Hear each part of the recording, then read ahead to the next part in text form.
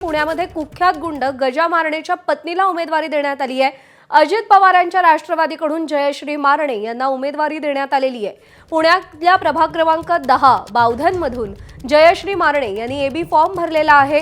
गुन्हेगारी मिटवा म्हणणाऱ्या अजित पवारांनी गजा मारणेच्या पत्नीला उमेदवारी दिल्यानं आता आश्चर्य व्यक्त होत आहे।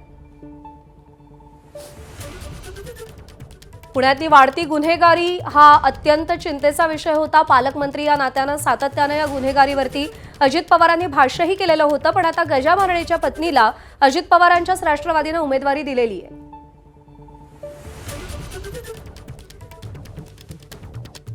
याच्या आधी बंडू आंदेकर आणि त्याच्या पत्नीनं देखील उमेदवारी अर्ज भरलेला होता। लक्ष्मी आंदेकर, सोनल आंदेकर यांनी उमेदवारी अर्ज भरलेला आहे। अर्थात त्यांना कोणत्याही पक्षाकडून अद्याप उमेदवारी देण्यात आलेली नाही, पण कोर्टानं सशर्त परवानगी दिली होती आणि आता गजा मारणे यांची पत्नी जयश्री मारणे यांना अजित पवारांच्या राष्ट्रवादीनं उमेदवारी दिली आहे। पुण्यातल्या प्रभाग क्रमांक 10 बावधनमधून जयश्री मारणे यांना एबी फॉर्म देण्यात आलेला आहे।